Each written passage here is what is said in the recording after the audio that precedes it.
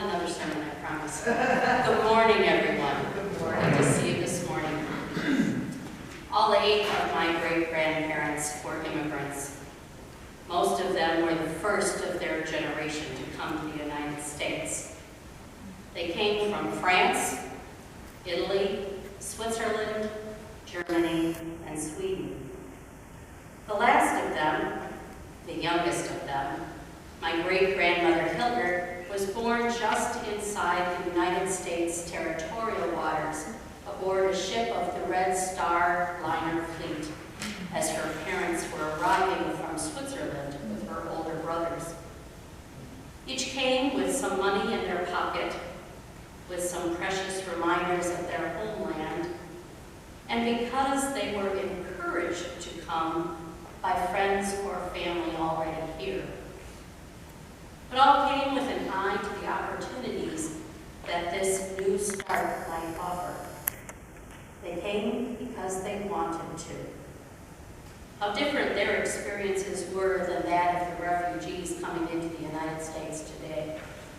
Those fleeing internecine war, those on the wrong side of political unrest, those fleeing famine, those in danger of death as repressive government policies purged their ethnic community.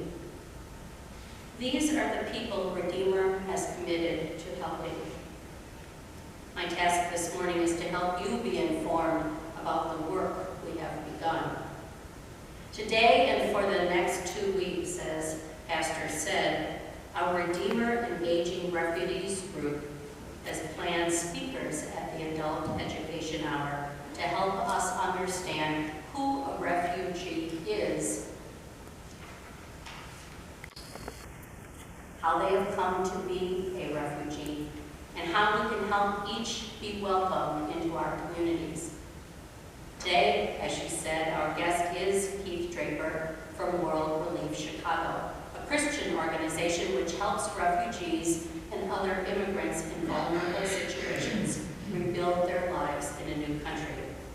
You might remember that in September we put out a call and filled duffel bags with hygiene products for those arriving on buses from Texas.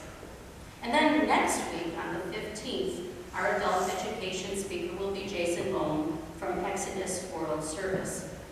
Its focus is to educate churches and individuals about the plight of refugees and to connect volunteers with refugees through practical service projects and empower people to be champions for refugees.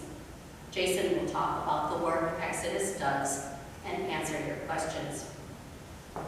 And on the 22nd at 9:45, and also in the afternoon, we offer 2 opportunities. The Redeemer Engaging Refugees Working Group invites you to an ethnic coffee hour to sample breads and pastries that some of the refugee and immigrant groups among us have brought from their home. During that hour, you'll hear refugee stories, learn about ethnic grocery care packs, and hear a panel discussion among RER members. Please come to be filled in mind and body. But we're also extending an invitation for you to experience a simulation of what it's like to be a refugee on the afternoon of the 22nd from 1 to 2 o'clock. It's called Fleeing for Your Life. A number of us met with Jason and his co-worker from Exodus last month and were led through a brief exercise in which we, as refugees, lost everything that had meaning in our lives. Our money, our possessions, and even in some cases, our identity. After I'd lost my money, my Bible, and my passport to thieves and a flood, I arrived in my new country exhausted, with a power bar and clean underwear. Not a good way to start.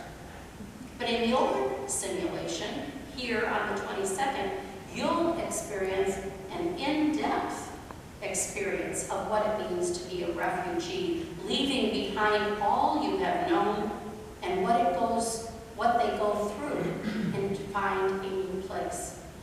We encourage you to volunteer to come as an actor in a drama or as an actual person fleeing for your life. If the plight of refugees is a concern that you have, this will be an unforgettable, powerful experience for you just as it was for me.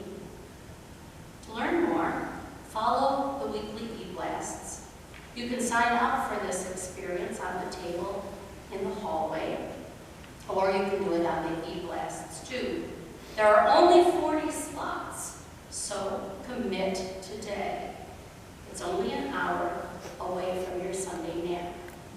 And on the table, as Pastor said, you'll also see some books on the subject of the Refugee Challenge. Help yourself. But sign up. Our hope and prayer is that January is a month in which you consider what part you will play in the life of our new neighbors.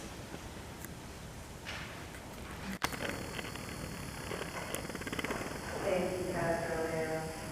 We continue our worship by receiving tithes and offerings. Be generous. God is good.